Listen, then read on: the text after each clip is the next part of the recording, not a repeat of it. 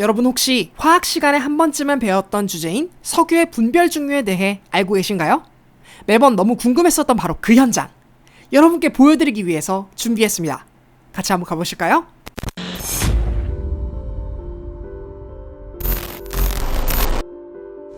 우리 주변에서 흔하게 만나볼 수 있는 유기화학의 최대 연구 대상이자 고마운 존재, 석유에 대해 여러분은 얼마나 알고 계신가요? 아침에 일어난 순간으로부터 잠에 드는 그 순간까지 삶 속 수많은 곳에서 바로 이 석유로부터 만들어진 아이템들을 우리는 계속해서 사용하고 있습니다. 가전제품에 사용되는 내외재와 플라스틱이 필요한 가구들, 자동차의 여러 부품들과 시트, 스포츠용품, 아이들이 좋아하는 장난감과 맛있는 요리를 하기 위한 주방용품은 물론 사무용품과 합성세제, 화장품, 심지어 의약품과 인공장기에도 바로 이 석유가 사용되고 있다니 차라리 석유가 사용되지 않은 곳을 찾는 것이 더 쉬울 정도이죠. 그런데 여러분, 궁금하지 않으신가요? 이러한 석유 문명을 누리고 살아가는 우리들에게 있어서 어찌 보면 너무나 가까이에서 당연하게 이용하고 있기 때문에 오히려 모르고 있었던 사실, 석유가 사용되지 않았던 과거로부터 오늘날까지의 역사 속에서 과연 석유는 어떻게 요긴하게 사용될 수 있었는지에 관한 이야기를 말이에요. 그리고 그 이야기의 중심에는 바로 석유 속에 뒤죽박죽 섞여 있는 탄소들을 차곡차곡 종류별로 분류해서 사용하는 기술인 석유의 분별 중류라는 놀라운 아이디어가 숨어 있답니다. 이번 에피소드에서는 바로 현대 문명의 풍요로운 삶을 가능하게 해주었던 아주 소중한 근원적인 석유를 적재적소에 사용할 수 있도록 용도에 맞게 나눌 수 있는 기술, 석유의 분별 중류에 관한 이야기를 과학키와 함께 들여다보도록 하겠습니다. 인류 역사가 어느 시점부터 시작된지 모르지만 석유가 인류 역사와 계속 함께 오래전부터 해왔다는 것만 이제 알 수 있고요. 이집트에서는 미라를 만들 때 아스팔트를 방부제로 사용하고 뭐 이런 기록도 있고요. 예전에는 주술사들이 이렇게 이제 석유를 끓이면 기체가 나오다 보니까 이걸 이용해서 어떤 미래를 예언한다던가 이런 개념으로 현재 사용하고 있는 저희 석유의 개념보다는 약간 주술적인 의미에서 좀 더 많이 활용했다는 기록이 많이 남아 있습니다. 석유는 정말 아득히 먼 과거로부터 역청이라는 명칭으로 불리우며 인류의 역사와 그 명맥을 함께 이어왔습니다. 활활 잘 타오르는 성질 때문이었을까요? 고대인들 중 몇몇은 석유를 죽은 고래의 피 또는 유황이 농축된 이슬의 일종으로 보기도 했답니다. 재미있는 것은 기원전 2000년경에 존재했던 수메르의 주술사들은 석유에서 발생하는 가스를 이용해 미래를 점치는 모습을 보여주기도 했답니다. 이렇듯 역사 초기에는 주술적으로 사용되던 석유를 인류는 아주 매력적이고 효과적으로 이용하기 시작하게 됩니다. 1859년 미국의 기술자였던 에드윈 L. 드레이크에 의해 석유는 조명록 램프에 사용되게 되었고, 이어 몇몇 기술자들에 의해서 석유 자체를 사용하는 것보다도 석유 속의 특정한 성분을 모아놓은 형태들 중 하나인 등유를 이용하면 훨씬 더 좋은 등불을 만들 수 있다는 사실을 깨닫게 되었죠. 등유의 발견은 곧 석유 정제 산업의 시작을 알리는 포성이 되었습니다. 그런데 잠깐만요. 석유를 특정 성분으로 모은다는 것, 그것도 고대의 기술을 이용해서? 아니, 그보다 특정 성분으로 모은다는 것은, 다시 말해 석유는 다양한 성분들이 섞여 있는 액체라는 의미일까요? 그렇다면 석유는 왜 그렇게 다양한 성분들이 섞여서 존재하는 걸까요? 석유가 지금 저희가 이제 예상하고 있는 기원설, 이런 것들은 대략 세 가지가 있고요. 첫 번째는 무기기원설이라고, 무기기원설. 지구 내부 속에 있는 탄소가 이제 높은 압력과 온도에서 물과 결합하면서 반응을 해서 이제 석유가 됐다는 그런 무기기원설이 있고요. 그러니까 무기물로부터 그렇습니다. 이제 석유가 왔다라고 하는. 석유가 어떻게 생성되게 되었는지에 관해 인류는 크게 세 가지의 가설을 가지고 있습니다. 지구 내부의 탄소들이 아주 높은 압력과 온도에 의해 물과 결합하여 자연 광물로부터 석유가 만들어졌다는 무기기원설, 박테리아의 사체 또는 동식물 등 유기체의 사체 등이 오랜 세월 동안 퇴적물과 섞이고 분해되면서 복잡한 탄소 체인들의 액체가 만들어지게 되었다는 유기기원설, 그리고 마지막으로 석유가 애초부터 지구 깊은 곳으로부터 샘솟아 나왔다고 주장하는 자연 발생설이 있습니다. 이들이 이야기하고 있는 석유의 발생 기원은 모두 저마다의 차이점을 가지고 있으나 모든 가설이 이야기하고 있는 공통점이 있습니다. 바로 탄소와 수소가 화학적으로 결합해 만들어진 존재, 즉 탄화수소라는 것입니다. 공통적으로 이제 그 세 가지 설을 가지고 있는 거는 석유라는 것은 어쨌든 탄소와 수소가 어떤 형태로 결합돼서 일반적으로 탄화수소 화합물이다, 이렇게 보시면 될 것 같습니다. 그러니까 탄화수소 화합물이라고 하는 것이 결국엔 탄소랑 수소가 얼만큼 붙어 있느냐의 문제인데, 제가 참 신기한 게 사실 뭐냐면은 자료를 조사하면서 이 석유라고 하는 것이 사실 여러 성분이 섞여 있다는 건 우리는 너무나 배우기 때문에 그쵸? 잘 알고 있고 예. 상식이잖아요. 근데 이 아이디어를 맨 처음에 생각한 사람은 굉장히 좀 재밌었을 것 같아요. 그러니까 그렇죠. 예. 석유라고 하는 것이 그렇게 다양한 성분들이 섞여 있는 물질이라고 하는 것을 또 알고 또 이거를 용도에 따라서 쓰고 그렇죠. 뭐 이렇게 하는 거에 대한 아이디어. 네. 사실 그 아이디어가 결국엔 분별 중류라고 하는 아이디어잖아요. 맞습니다. 이런 것들이 어떻게 기본적으로 사람들이 이제 불을 밝힌 데 있어서 예전에는 뭐 고래기름이라든지 목기름 뭐 이런 것들을 사용을 했었습니다. 근데 네. 고래기름은 당연히 고래를 죽여야 만들 수 있는 그쵸, 거니까 상당히 비싸기도 하고 이제 고래 개체수를 감소하면서 구하기도 어렵고 이렇게 되다 보니까 대체제 개념으로 이제 접근을 하는 게 가장 큰 것 같고요. 대체제. 예. 사실 앞서 이야기한 등유라는 물질은 고대 연금술에서부터 출발한 액체를 분별하기 위해 탄생한 기술인 분별 증류로부터 추출되게 되었습니다. 이 기술로부터 추출된 등유는 그 명칭 그대로 등을 밝히기 위한 기름이라는 의미를 지니고 있죠. 등유가 나타나기 이전까지는 고래에서 추출한 고래기름을 이용했습니다. 고이든 고이가 아니든 고래기름 소비의 증가는 곧 고래의 도륙으로 이어졌죠. 분별 증류를 통해 등장한 등유가 세상에 본격적으로 등장하기 전까지는 말이에요.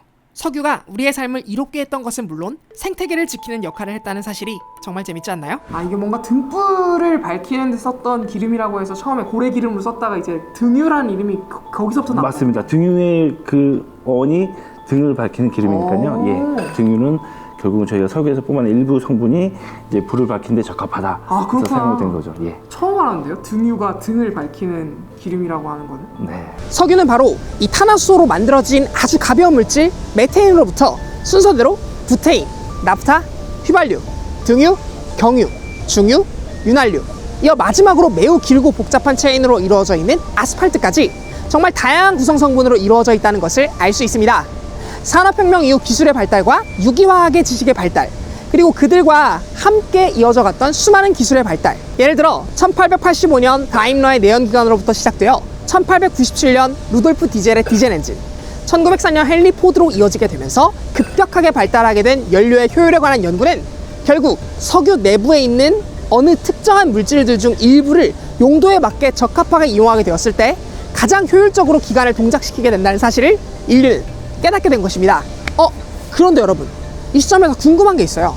대체 뒤죽박죽 섞여 있어서 도저히 분리할 수 없을 것 같은 이 석유 속의 탄화수들을 어떻게 인류는 각 용도에 맞게 분류해낼 수 있었던 걸까요? 그 근본적인 원리는 대체 어디에 있었던 걸까요? 사실 여기에서 제일 중요한 포인트가 그러면 대체 이걸 어떻게 분류했을까인 거잖아요. 그렇죠. 분별 증류라고 하는 것. 예. 그게 어떻게 하면 이루어지는 건가요? 석유 내에는 탄소의 개수가 1개짜리도 있고 이제 10개짜리도 있고 혹은 뭐 20개짜리도 있을 텐데요. 네. 탄소에 붙어있는 수소 가지수에 따라서 네. 각각의 질량이라는 게 결정이 될 겁니다. 질량이죠. 그래서 예, 그 안에는 다양한 질량을 가진 녀석들이 이제 모여 있는 거고, 그렇죠. 그 질량을 가지고 있는 녀석들은 기본적으로 서로 인력을 가지고 있을 거죠. 인력이요? 예, 탄소 사슬의 길이가 긴 것과 짧은 것들 사이에는 네. 결국 인력의 차이가 존재하다 보니 이 녀석들이 기화되는 시점, 끓는 점이 다르게 표현되는 겁니다. 끓는 점이 다르게. 예. 앞서 이야기 드렸던 것처럼 석유는 탄소와 수소로 이루어진 고분자 물질, 즉 탄화수소로 이루어져 있습니다.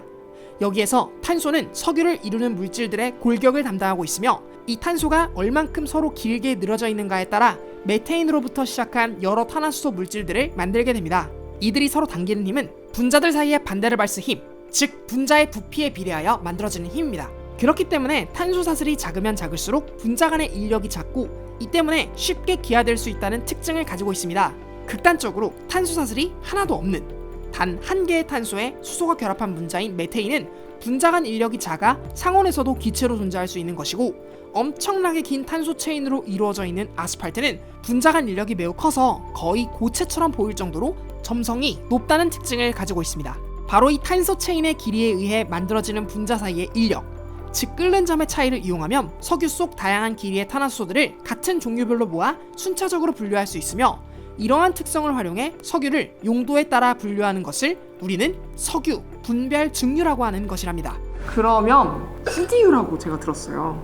그렇죠. 예, CD요. 이 예. 분별 증류를 이용해서 네. 우리가 실제로 이런 뭐 GX 헬텍스 여수 공장이라든지 네. 이런 곳에서 네. 이걸 가지고 분류를 하는 그 공정을 CDU라고 들었는데, 맞습니다. 이 CDU에 대해서는 사실은 처음 들어봤어요. 예. 이번에 조사하면서 예. 이번에 알아보면서 처음 들어봤는데 이 CDU에 대해서 혹시 설명해 주실 수 있나요? 크루드 디스틸레이션 유닛이라는 그 크루드 디스틸레이션 유닛, 유닛의 약자고요. 정유 공장에서 가장 기본 공정인데 분별 증류를 이용해서 원유를 원하는 아까 말씀하신 끓는 점으로 분류를 해주는 그런 어떻게 보면 장치, 어떤 공정이라고 보시면 되겠습니다. 네. CDU, Crude Distillation Unit의 약어인 원유 증류 공정이라는 이 기술은 앞선 끓는 점의 차이를 이용하는 분별 증류는 물론 분별된 몇몇 특정 성분들의 분자 구조를 유용한 형태로 바꾸는 리포밍과 분별 증류의 가장 최하단에 남는 AR, 즉 대기압 정도의 수준에서 매우 끈적끈적이는 형태로 남은 아스팔트와 같은 잔사유의 긴 사슬을 부숴서 연료나 원료로서 이용 가능한 형태로 바꾸는 크래킹에 꼭 선행되어야 하는 매우 유용한 기술입니다. 단순히 가열에 의한 분류뿐만이 아닌 압력을 조절하거나 촉매를 이용해 새로운 형태를 분류, 합성해내는 과정의 선행 과정으로서 원유 속 물질들을 훨씬 더 다양하고 유용한 형태로 전환하는 기술이 바로 이 CDU, 원유 증류 공정 속에 포함되어 있는 기술이지요. 그러니까 우리가 일상 속에서 만나는 어떤 석유들은 사실은 이미 어떻게 보면 여러 가지 공정을 거친 단계에서 최종 산물인 것이고 네네. 그런 공정에 앞서서 이런 것들에 대한 원료를 어떻게 보면 지급해 줄 수 있는 분별. 어떻게 보면 이제 저희가 계속해서 그 앞쪽에서 CDU라고 하는 어떤 공정, 그러니까 이제 분별 증류를 이용해서 석유를 분류해서 우리가 어떤 특정한 원료로 쓸 수 있게 만드는 이런 것들에 대해서 알아봤는데 그러면 이제 사실 저희가 지금 여수 공장에 와 있잖아요. GS 여수 공장에. 이 칼텍스 여수 공장, GS 칼텍스 여수 공장에서는 실제로 그럼 이 석유들을 어떻게 이렇게 분류한 것들을 어떻게 공급하고 있는지 어떤 그런 현황들 뭐 이런 거에 대해서 좀 알 수 있을까요? 저희 이제 GS 칼텍스 여수 공장에는 CDU가 총 4개가 있고요.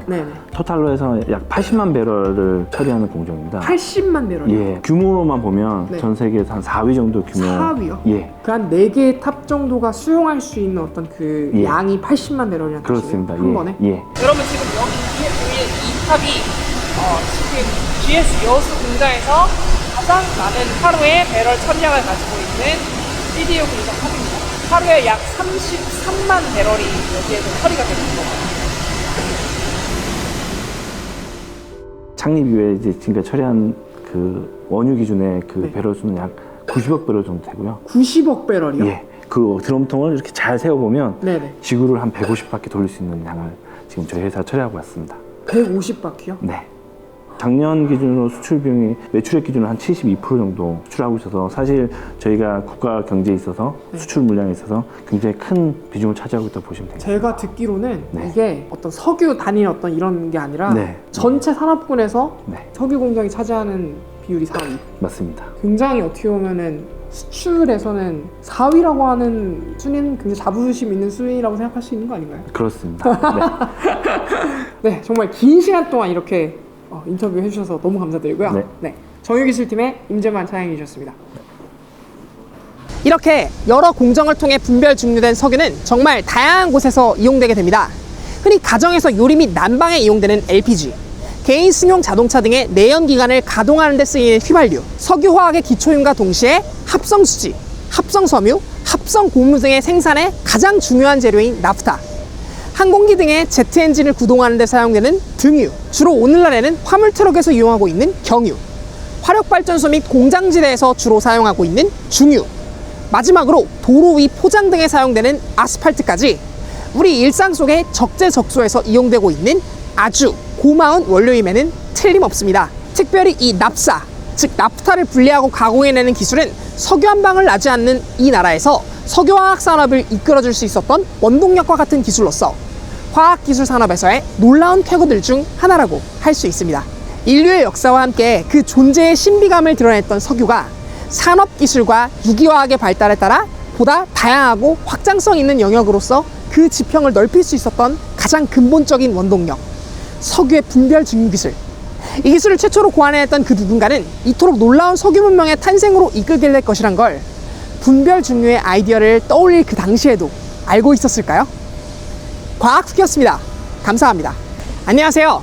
달콤한 과학의 이야기를 재밌게 만들어가는 과학 커뮤니케이터 과학숙입니다. 이번 제 채널의 에피소드가 마음에 드셨거나 앞으로도 과학에 관한 이야기를 계속해서 받아보고 싶으신 구독자분들이라면 구독과 알림 설정을 꼭 부탁드릴게요. 여러분 모두의 소중한 시청이 과학쿠키 채널을 운영하는 큰 힘이 됩니다. 또한 이 채널의 성장과 발전에 동참하고 싶으신 분들께서는 아래 설명란에 있는 링크 또는 구독 버튼 옆에 있는 멤버십 구독을 이용해서 과학쿠키 채널을 후원해주세요. 바로 이곳에 멤버십 구독을 하신 모든 분들의 아이디를 남겨드리는 것은 물론 영상 제작 비하인드 스토리 등의 소소한 영상들을 특전으로 만나보실 수 있답니다. 특별히 이 영상은 GX 칼텍스와의 협업을 통해 제작되었습니다. 영상 시리즈가 제작될 수 있도록 지원해주시고 도와주신 GX 칼텍스 그리고 여수공장에게도 깊은 감사의 말씀을 드립니다. 자, 오늘도 시청해주셔서 너무 감사드리고요. 전 또 다음 영상으로 여러분들을 찾아뵙도록 하겠습니다. 언제나 그랬듯 과학을 쿠키처럼.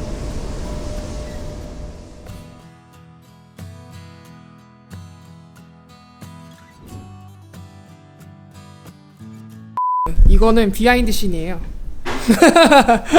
석유화학기술팀 용호중 차장님인데 많이 봤습니다. 너무 뿌듯하네요. 구독자가 20만 넘었는데 축하드립니다. 어떻게 하셨어요? 맞죠? 정말 구독자라니까요? 네, 여러분 감사합니다. 감사합니다. 제가 과학에 관심이 많아서. 네네. 혹시 보신 것 중에 뭐가 제일 재밌으셨어요? 저는 뭐 독일 학회 가서 네네. 되게 막 그 교수님들하고 영어로 대화하면서 막 그 길을 따라가면서 이게 되게 인상에 남았어요.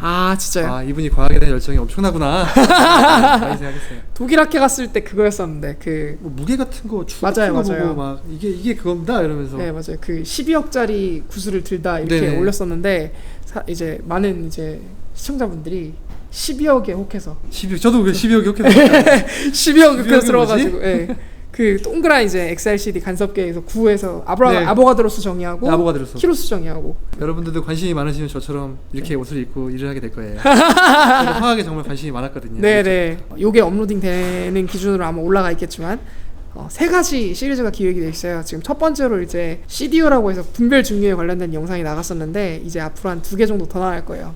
그 2개 중에 큰 하나를 또 담당하고 계신 인터뷰어로 또 이렇게 모셨습니다. 여러분. 뭐죠? 방향족과 PP.